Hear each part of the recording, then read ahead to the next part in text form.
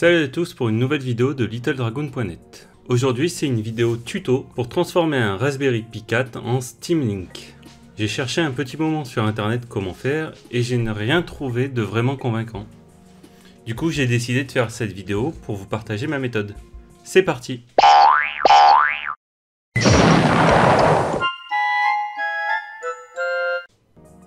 Je pars du principe que vous avez déjà tout le nécessaire, à savoir un PC avec Steam installé, un Raspberry Pi 4 ou 3, une carte SD d'au moins 8 Go, de préférence de classe 10, un clavier et une souris à connecter sur le Raspberry Pi, et une manette au cas où.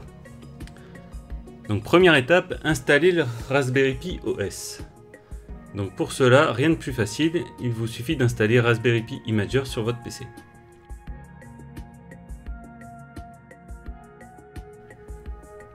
Une fois installé, lancez-le. L'application permet de sélectionner l'image à installer. Pour notre projet, nous n'allons pas utiliser l'OS de base, mais la version 64 bits, qui est plus adaptée à notre Raspberry Pi 4. Ensuite, on sélectionne la carte SD. Pour ma part, j'utilise une carte de 60 Go, parce que j'avais rien d'autre sous la main. Enfin, on clique sur Écrire. Le logiciel va télécharger la bonne image, puis l'installer sur la carte. Bon, l'opération peut durer assez longtemps en fonction de votre connexion internet et de la vitesse d'écriture de la carte SD. Une fois l'opération terminée, une fenêtre indique que l'opération s'est bien passée. Accessoirement, Windows peut aussi vous demander de formater la carte. À ce moment-là, vous refusez, sinon on perdrait tout ce qu'on a fait.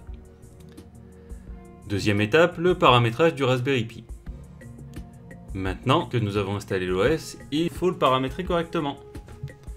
Une fois le Raspberry Pi connecté, branché et démarré, on attend un peu et on arrive sur la fenêtre de fin d'installation. Là, on vous demande d'abord de sélectionner la localisation. Je vais choisir de mettre en français. Ensuite, on demande de créer le compte utilisateur. Pour ma part, je vais mettre comme login Steam et comme mot de passe ... Et ne pas oublier de confirmer le mot de passe avant de continuer. L'écran d'après permet de choisir si on réduit la taille du bureau pour coller à la résolution de l'écran. Pour ma part, ce n'est pas nécessaire, puisque de toute façon, je vais quasiment pas utiliser le bureau. Ensuite, la sélection du Wi-Fi. Je vais sauter cette étape, puisque j'ai branché le Raspberry Pi directement en Ethernet pour avoir une meilleure connexion. Et enfin, on lance la mise à jour du système, donc cette étape est relativement longue. Une fois le système à jour, il faut redémarrer. Une fois le système redémarré, on arrive sur le bureau. Nous allons récupérer l'adresse IP du Raspberry Pi. On en aura besoin après. Donc pour cela, il suffit de passer la souris à droite de l'icône de réseau, en haut. Pour moi, l'adresse est donc 192.168.1.40. Là, nous allons finaliser le paramétrage de l'OS. Pour cela, on va dans Préférences, puis Configuration du Raspberry Pi. D'abord, nous allons activer le réseau au démarrage. On en aura besoin pour les mises à jour de Steam Link. Ensuite, je vais activer le protocole SSH, car c'est beaucoup plus simple de terminer l'installation depuis mon PC avec PuTTY. Et enfin, nous allons augmenter la mémoire du GPU. Au minimum, il faut 128 MB pour ne pas avoir d'alerte au lancement de Steam Link. Sur le Raspberry Pi, on peut aller jusqu'à 156 MB, qui est la limite haute. Si on dépasse cette valeur, le Raspberry Pi ne démarrera pas correctement. Enfin, pour que Steam marche avec la dernière version actuelle Bull Eyes, il ne faut pas que l'interface graphique soit déjà lancée. Donc le plus simple, c'est de démarrer en mode console. Cependant, je ne vais pas le faire tout de suite. Et enfin, on valide et on redémarre le système. Troisième étape, installer Steam Link. Donc pour cela, je retourne sur mon PC et je lance PuTTY. Je tape l'adresse IP du Raspberry Pi, on vérifie que le protocole est bien SSH et on clique sur Open. Alors première connexion, on a une fenêtre de sécurité, on clique sur oui car on connaît bien le terminal distant. Et on entre les infos de l'utilisateur, ça y est, on est bon. Maintenant, nous devons faire quelques modifications pour faire tourner Steam Link sur Bull Eyes. J'ai trouvé les infos sur le site Yan's Tech Blog. Je mettrai le lien en description pour ceux que ça intéresse. D'abord, nous allons télécharger Steam Link et ses dépendances. Le plus simple est de copier la commande dans PuTTY. Cette commande va exécuter le script d'installation de Steam Link. On tape Entrée et le script se lance.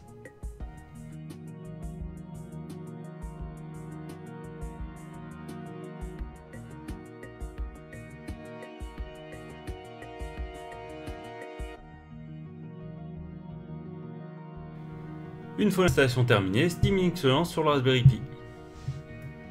On peut cliquer sur commencer. Normalement, si Steam est déjà lancé, le nom de votre PC devrait déjà apparaître. Sinon, il est possible de lancer une recherche. Là, on clique sur le nom du PC et deux choses se passent. Un code BIN apparaît sur l'écran du Raspberry Pi et une fenêtre apparaît aussi sur l'écran du PC. Il suffit alors de taper le code PIN dans la fenêtre et confirmer sur le PC. Sur le Raspberry Pi, un test de connexion se lance alors. Si le test est bon, la fenêtre d'accueil de Steam Link apparaît. Il suffit alors de cliquer sur lancer le streaming pour jouer. Mais nous n'avons pas terminé. Donc on clique sur échappe pour sortir de Steam Link. De retour sur le PC, nous avons une dernière chose à faire pour terminer l'installation. Nous allons modifier le fichier de configuration de démarrage. Pour cela, on tape sudo nano /etc/boot/config.txt.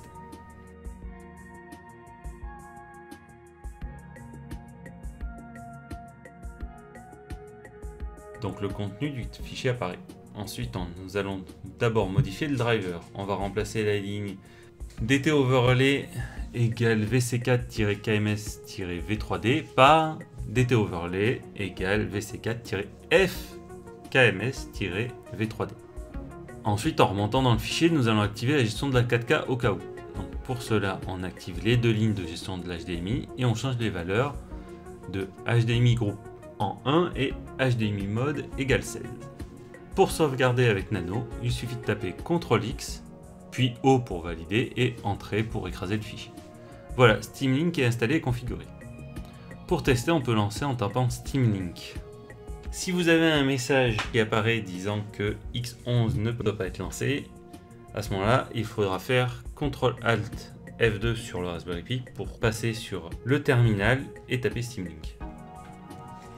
Et donc, si tout se passe bien, l'interface se lance aussi bien sur le PC que sur le Raspberry Pi.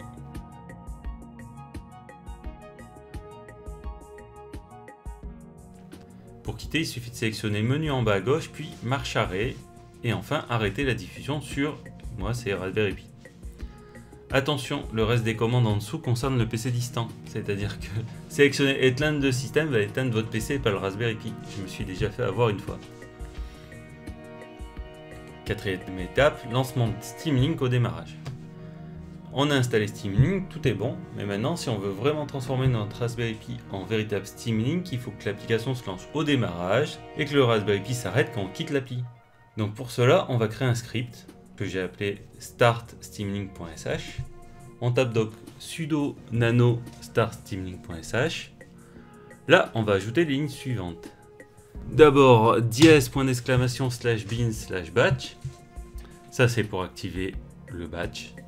Ensuite, on met echo starlink steamlink. Ça, c'est juste pour faire joli et pour que ça apparaisse et aussi un peu débugué. Ensuite, on va écrire echo pipe steamlink. Donc, le echo sert en fait à simuler l'application de la touche entrée au lancement Steam Link. Car des fois, il va vous demander de taper entrée pour continuer, surtout quand il y a des mises à jour. Ensuite, on va rajouter sleep 2 pour attendre 2 secondes par sécurité à la sortie de Steam Link. Puis power off pour éteindre le Raspberry Pi. Et ensuite, on sauvegarde. Donc toujours pareil, CTRL-X, puis O plus Entrée. Donc maintenant, il faut rendre ce fichier exécutable. Donc on va taper la commande sudo chmod +x start steamlink. On fait un petit ls pour vérifier le statut du fichier. Il est bien en vert, c'est bien exécutable. Maintenant, il faut lancer ce script au démarrage de la session. Pour cela, nous allons modifier le fichier .bashrc. On tape donc sudo nano.batchrc. Là, on va à la toute fin du fichier. Et puis, on va taper la ligne pour lancer notre script. Donc, de préférence en absolu pour pas qu'il y ait d'erreur. home/steam, qui est le nom de mon utilisateur, /start_steamlink.sh. Pareil, on sauvegarde avec CTRL-X, O puis Entrée. Il ne nous reste plus qu'une dernière chose à faire, c'est désactiver les HM au démarrage. Du coup, on va passer par la fenêtre de configuration du Raspberry Pi, mais en mode console. Donc on tape sudo raspi-config, là la fenêtre apparaît.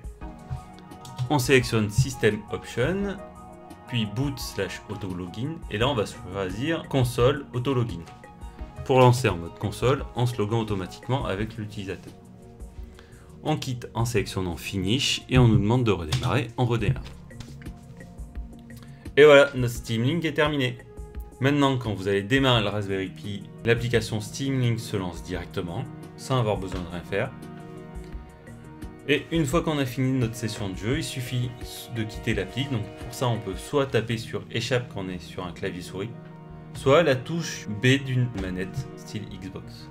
Là, Steam Link se ferme et le Raspberry Pi s'arrête, après les 2 secondes qu'on a paramétrées dans le script. Voilà pour ce petit tuto pour transformer un Raspberry Pi en Steam Link. J'espère que ça vous a plu. Donc n'hésitez pas à tester cela chez vous si vous voulez et à me faire part de vos améliorations en commentaire si vous en avez. Sur ce, bon jeu et à la prochaine. Ciao. Si cette vidéo vous a plu, laissez-moi un petit pouce bleu et pour ne pas manquer les prochaines vidéos, pensez à vous abonner à la chaîne. Merci.